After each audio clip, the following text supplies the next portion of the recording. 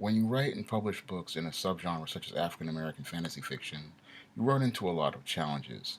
And many of these challenges, you know, they can either encourage you or they can discourage you. And what I have found over the last 6 or 7 years of publishing in the genre is that, you have to persevere in the face of all the resistance that's placed in front of you. And what I found, is that the more you push, the more you can open people up to the genre, and the more you can get people, to try work in the genre. In this video, I'm going to talk about several of the challenges I've run into in writing in the African American fantasy genre. One of the biggest challenges I run into is with people who just don't understand, you know, what fantasy is, especially in the African American community. A lot of African Americans, they like to, when they see something that's fantasy related and it's produced by another black person, the first thing they like to do is they like to bring reality into the subject. Because I have, oftentimes, when I have given, stories like a Temptation of John Hayes to people, this book, or other books that I have published, like Isis the Beauty Myth, people oftentimes like to, when they're sometimes when they're reading it, they like to bring their own real life into it. And this is something African Americans, for the most part, usually like to do, because a lot of African Americans, they're not used to fantasy. They don't grow up in a world of comic books and science fiction. Many African Americans, I'll say, they live in a world of, urban culture or street culture. Many of the ones that I know, I'm not going to say all, I'm going to say the ones that I know. And for them, the imaginary concepts of fantasy, don't relate to them. For them, it's a white concept, and they think that, fantasy is only something that white people do, and they don't think of it as, something that everyone does, because everyone has an imagination, just that we don't, explore it or try to apply it, in the same way. And what happens is that when you run into people like this and you offer them a fantasy story with Egyptian gods, or, you know, a guy fighting the devil, they start bringing their real life into it. They start projecting their real life ideas onto it. And then when you hear these, then they start coming to you saying that, your ideas are wrong, your concepts are wrong, this isn't real. But they don't understand that, what, it's not meant to be real. It's meant to be imaginary. It's meant to be a fantasy. And that fantasy is meant to be an escape from reality. It's not meant to be reality. And what happens is, when you try to interject reality into something, it shows um, that there's a problem. I mean, that you don't have much of a suspension of disbelief. I mean, the sad part is, the same person will tell me that this black fantasy concept created by a black person, isn't real, but then we'll go and watch a movie like The Avengers or a Superman or something like that with white people in it, and say that that fantasy, had some real special effects in it, and that everything was almost real. And that clearly shows, the cognitive distortion as it comes to relating these fantasy concepts in between black and white. They can see the white fantasy concept as, plausible, but when you bring those same fantasy concepts into, with black characters in the lead, or with a black theme, they can't see that as fantasy.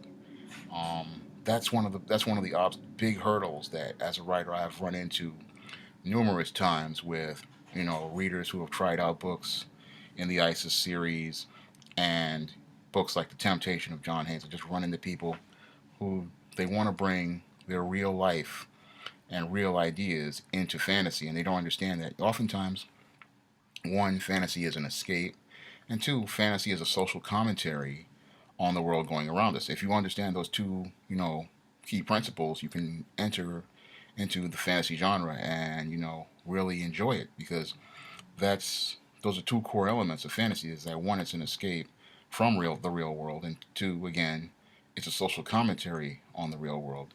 Another issue I have run into on a regular basis, especially when it comes to black female characters like the ones I create, like Isis, is a lot of people will try to use a light skin, dark skin straw man argument to keep from trying to read the books. Like a cover, they'll look at the covers like this Isis Wrath of the Cyber Goddess cover, and they'll try to use the, instead of looking at the fantasy concept, they'll look at a cover like this. This is the new cover for the new Isis Night of the Vampires. Um, or they'll look at a cover like this. This is the new cover for the Isis Night of the Vampires. This is coming. This is on Kindle right now, and Kindle Unlimited. But they'll say, and this is the cover for East Team Undercover, the other part of the Isis East Team crossover. And they'll look at it. I still have to order the paperbacks. That's why I'm just doing that with a print copy. But they'll look at those covers of these, you know, of the person with this type of skin tone, and then tell you, you know, it's not black. Or they'll look at this cover and say, you know, it's not black. Or they'll look at this cover and they'll say, it's not black. And, you know, they'll use that straw man argument to keep from, you know, trying to look at the concept. What it is that they're taking the skin tone, which is a garnish, which is breadcrumb, off the, to keep from dealing with the meat of the material. They don't want to deal with the meat of the material within the fantasy concept. They don't want to deal with, you know, the goddess with the Egyptian goddess holding the vampire stick. They can't, you know, look at all of the elements in the picture. They can't, you know, digest all the elements in the picture. So what they do is they go for the smallest part of the the part of the picture, the smallest part of the story, and they'll take that light skin that light skin or that brown skin tone that is not what they're comfortable with, and they'll take that breadcrumb and they'll take the breadcrumb from this picture, and they won't look at the story being told. They'll take the breadcrumb of the skin tone, you know, they'll take the color of the skin tone, and they'll use that to avoid dealing with the meat of the matter. And the meat of the matter is the fantasy concepts and the fantasy genre, because they don't want to explore the fantasy concepts presented to them. What they do is they come in with this straw man argument saying, you know, that's not black. That does, because it doesn't really, it's not that it's black, because what I found is that, you know, black has many shades and many textures to it. And what many black people will do is they will take that breadcrumb again and use that to tear down your concept. And when they do that, that's because they cannot digest the ideas presented in front of them. The whole idea of black people, you know, participating in the fantasy genre is something that not many white people can deal with. What I find crazy is not even many black people can, more black people can't even deal with it.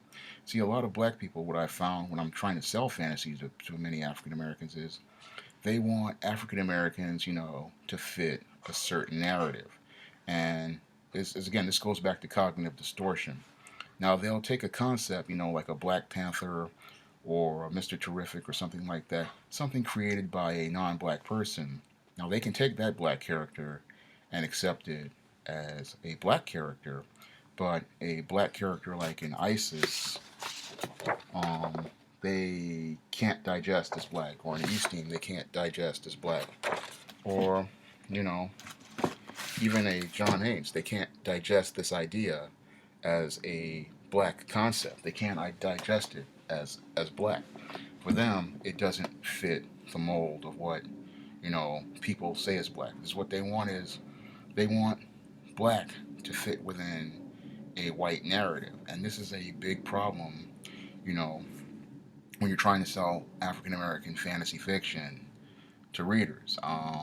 It's like one of those things that most people, you know, they just don't get. It's a big hurdle that I've had to try to overcome over the last couple of years, and I'm still trying to overcome it, because you have to take it, you know, one person at a time, because it requires a lot of patience in trying to explain to them that, you know, a lot of brothers and sisters out there, you got to try to explain to them that, you know, a fantasy concept that comes from you is more valuable than a fantasy concept that comes outside of your community, because a fantasy concept that comes from you and your community is tailored to the experiences of the black culture and the black experience, and you know, it enriches you because it's coming directly from someone in your community. And when it's coming from non-black people, you're getting an outsider's view of what it is to be black, and it may really be a shallow interpretation, just like what I experienced when I was watching the Avengers: Age of Ultron, and they had Falcon and War Machine in the movie, but they didn't pretty much do anything. Whereas in a story like your Isis Night of the Vampires, or your Temptation of John Haynes, or your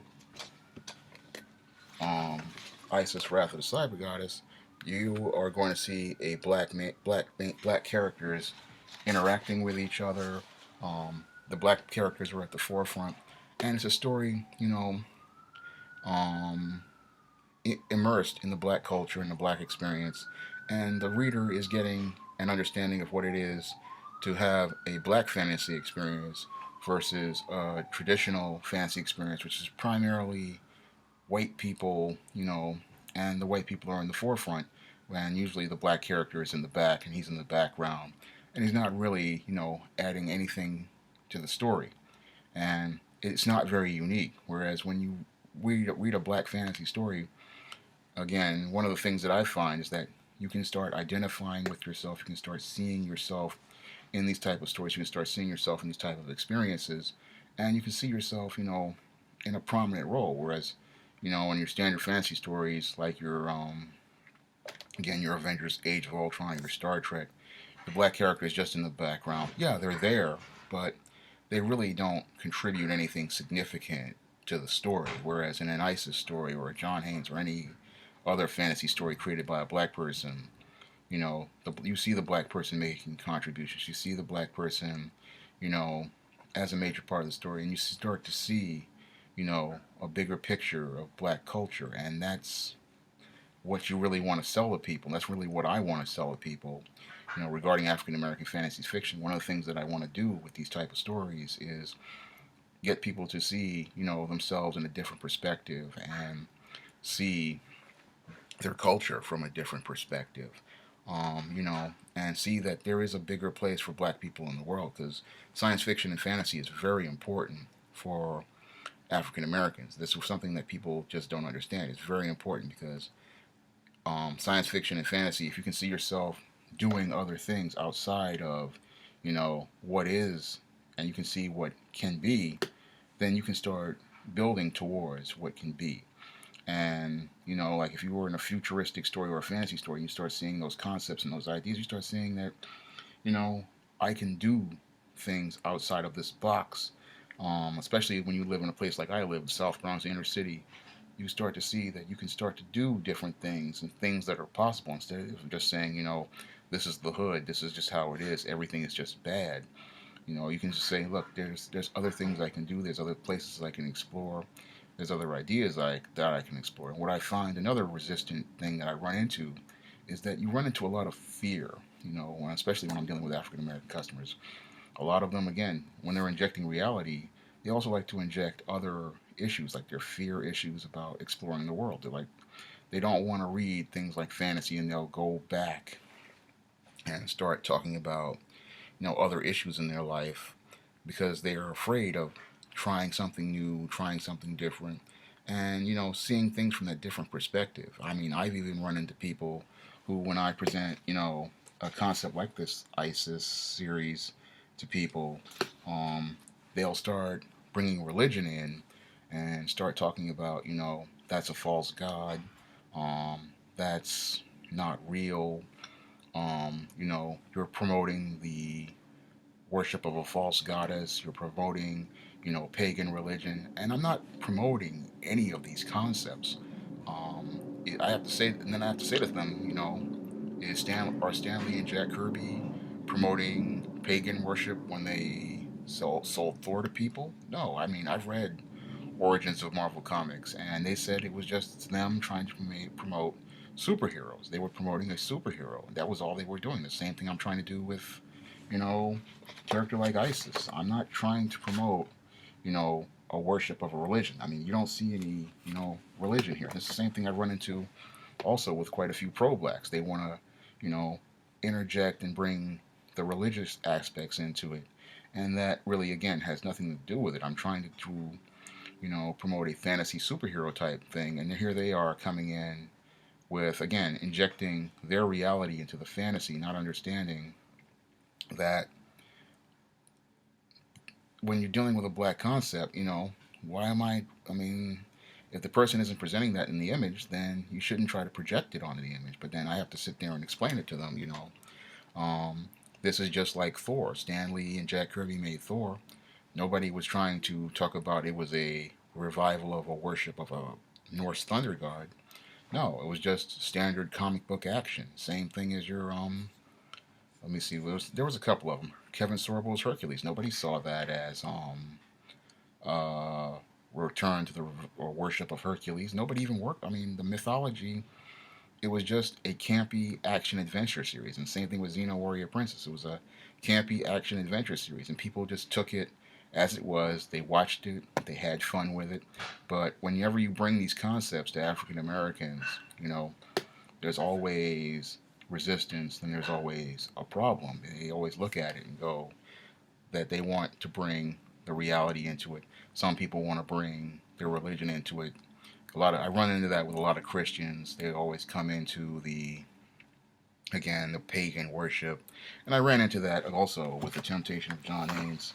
Um, I know I ran into that with a lot of this because people look at Eastine and they look at her horns and her fangs and her reptile eyes. They look at Eastine and they start going, you know, this is you're promoting devil worship because he's working in a corporation run by the devil. And then I have to sit down and explain to them, devil does control the world. If you're a Christian, you really look at it, you go, devil does control the world. I mean, yes, Jesus is reigning, but the day-to-day operations, corporate America, the devil runs that. So that was like a tongue-in-cheek joke, but a lot of people, they just didn't get it. And I have to sit down and try to explain these concepts to people, especially to black people, about fantasy. And I understand that, some people have never experienced fantasy or the fantasy genre much in the African American community. And I'm trying to, expand and give people that broader understanding of what fantasy is and what the fantasy genre is so that they can get into it. And, we can start, really building on it because the African American fantasy genre, I believe, can be one of the biggest genres out there. But it takes time to educate people because a lot of people are so used to only seeing, white characters in these type of stories. And there is an audience for it. I know that there's going to be an audience for it because if you can go watch a white fantasy concept made by white people or even a black fantasy character in a um, white fantasy concept, then why not watch a fantasy concept made by a black person for another black person? That, you know, is would be a major turning point for the fantasy genre because we have to look at our own stories made by us and they would be, more truer to us and our culture and our own experiences than stories made by other people. And it'll be better for us to watch stories, where we make our own characters and our own stories and talk about our own experience than watching us play, ancillary characters like when I was watching Avengers: Age of Ultron. I even go back to Buffy the Vampire Slayer and Kendra, who was she was here one minute and the next she was gone and then soon she was killed off, and was like a third wheel behind Faith. Um, it's really the black characters usually wind up getting the rawest of raw deals, and this is one of the reasons why I'm so passionate about African American fantasy fiction because I really want to see us, take to the forefront. Because again, I look at all these fantasy movies, your Star Treks, your Batmans, your Avengers, your Marvel Studios movies, and these movies are making two, three, $400 million. Some of them even making $1 billion. And you have black cinema, which is stuck in first gear, still is making period movies and about civil rights or making movies about slavery or making romantic comedies, and everybody's making all these other movies and making all this money and having 25 and 40, not even $25 million ones. These people are having 75, $80 million openings, and we're still in the $25 million range. We should have been past that. I know this is, but this all goes back to selling fantasy because if in order for us to get to that point, It's going to take, selling the African Americans on, you know, buying these fantasy books, because what a lot of African Americans don't understand is that movies, again, are made from fantasy, are made from books. And if the books are the only books that get picked are the million sellers, and that's what gets made into movies.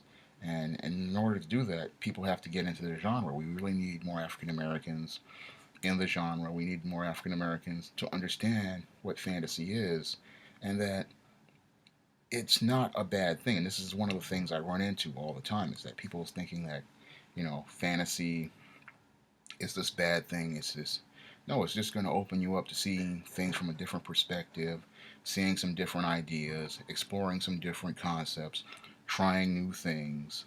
That's what fantasy is. Fantasy is, coming out of the box. Because when I live in that, I mean, I've been a part of the African American community all my life, and it's like a box. Everything is just so limited and so, constrained. Everything has to follow, a rigid set of rules, and it feels good when you write fantasy because you can break out of that box and you can do different things. You can try different concepts, and it's good for kids to see that, especially because they need to understand that you can try different things and try different ideas and explore, different worlds and different ideas, and then see yourself in these worlds, in a prominent role, and then you can start to see, a place for yourself in the world and exploring different things and different ideas. And you can even pursue careers in different things. Like when I was writing Isis Wrath of the Cyber Goddess, I put a lot of STEM stuff in there, and or a book like The Temptation of John Haynes, where I did a lot of stuff talking about business. Um, I want people to see different careers and different career paths that they could pursue. And that's one of the great things about writing in the genre, is I can just, get out of a box of, basic stories with, the same premises over and over again. I can really, explore different ideas, and the readers that I've, interacted with have told me, your concepts are just so different, and your ideas are just so different. And I really like to share different ideas with people. I really like to try, different things and explore different things. And, with one of the things that's one of the things I like to do is that's what makes it so much of a fun to write in this genre, is that you can just do so many different things. Whereas, in your contemporary black romance or your contemporary, you know, black drama, it's the same thing. It's just, either, single, successful, well-educated woman who can't get a man, or, black guy fighting against the white supremacist system. It gets old writing the same story all the time. And I like doing the fantasy because you can really, break out of that box. And and I know there's a lot of challenges. I know I rambled for a minute, but you know, it's so how I feel about the subject. But um, it's a challenge to sell. And these are some of the obstacles I've run into in trying to sell African American fantasy to people, and they have not deterred me. I have continued to persevere no matter what, because I understand that the long-term goal is, worth it if we can open up the minds of African Americans and get them to, take that bigger look at the world, see that world in that larger perspective, explore those different concepts, try different things, see different ideas and different concepts. Um, it's gonna help people, get a better understanding of the black experience and black culture, and it's gonna broaden the black experience and black culture. I mean, African American fantasy fiction is nothing to be afraid of. It's something that, again, it's going to help you grow. It's going to help you, see yourself in a better view of things. I mean, instead of seeing yourself, just in one way, you're going to see different ways of being black. You're going to see a different way to form a black identity. And that's one of the missions I have as a publisher, is to not only provide those positive stories about the African American experience, but to give people a broader perspective of what it is to be black. Because I feel that it's really limited. Everybody tries to define themselves into this one box, which is either street culture or, urban culture or hood or whatever we call it, or even this so-called church culture. It's just so limiting. And you're just trying to be one type of black, and there's the whole world out there of, different black cultures and different black experiences. And we haven't even scratched the surface on it, you know, in terms of media. And where it's time that I feel that, it's time to take a look at African American fantasy and not be so afraid of it. It's a great genre. There's a lot of great stories there, not just my stories. There's other stories like the Chronicles of PA by Chris Miller. There's other great fantasy concepts out there. I just don't have all the names in front of me, but there's a lot of great stuff out there, and it's nothing to be afraid of. Fantasy is not a bad thing. Imagining things is not a bad thing. It inspires you to go out and go out and do something for yourself. Whenever I would read comics, it would inspire me, to go out and try to do more, and it would inspire me to go out and push. I mean, that's what fantasy does. It inspires you to take a look at the world and see what could possibly be, not just what is. And that's the way black people really have to do if they really want to build the communities and change them from ghettos into black communities, is that you have to see what is, not what is, but what could possibly be, but not what is. Because if you see what is, it's going to stay a ghetto. But if you see what possibly could be, you're going to be able to turn that into a black community. You're going to be able to turn that into a neighborhood filled with black businesses, thriving black schools, because you have to have vision and imagination. You have to be able to see what could be, because you have to have the faith to pursue that. And when you see ideas and concepts that are different and unique, you can, imagine what could possibly be, and then you could work towards, building that into what could possibly be. And that's why fantasy fiction is very important, because it allows you to think outside of the box. It allows you to open your mind to different concepts, different ideas, because this is how people came up with ideas like cell phones, home computers, all that stuff. A lot of that stuff came from sci-fi and fantasy. I mean, cell phone came from the communicators from Star Trek. Home computer came from Star Trek. And I can point out numerous devices that came from different concepts. Even when I was writing Isis the Beauty Myth, I was surprised to see a couple of weeks later. I know that they probably were inventing this beforehand, but I came up with the idea for this whole beauty scan thing, where they scan your face into the computer and then they project the makeup onto it. And I wrote that into the Beauty Myth. And then, I don't know, 6, 7 months later, I was reading the newspaper and watching the news, and there it was, right there, a software where they project the makeup onto your face. And it's ideas like this that give people, that inspire people, to try different, say, hey, let's see what this does or what that does. I mean, a lot of things come from science fiction and fantasy, and that's why you can't be afraid of it, because these are the ideas for the future. And you can't get that if you're still thinking about what's happening right now. And I'm trying to get people to not be afraid of African American fantasy fiction, because again, this is stories that show you in a positive light. They show you in the future, and even the mythology, they still show you as in a heroic light, or they show you in a way that is different from the traditional norms. And it's nothing to be afraid of. It's something that will enrich you and take you to the next level and help you grow. I mean, fantasy fiction. Um, Again, it's a challenge to sell in, but I am not afraid of the challenge. I'm willing to continue to push and continue to try to get people to get into this genre, because I really believe that this could be the next big genre for African American fiction. It just takes, you know, a lot of, it's going to take a lot of hard work, but I'm not afraid of hard work. I'm not afraid to, to try to get more people into this genre, because I believe once they get into it, the next generation is really going to start enjoying it. They start passing it on, just like the comic fans pass on and the sci-fi fans pass on their heroes today. Um, that's all I have to say for this video. You can comment, rate, and subscribe. The new ISIS Night of the Vampires is available on Kindle Unlimited, and you can borrow this book for free if you have Amazon Prime.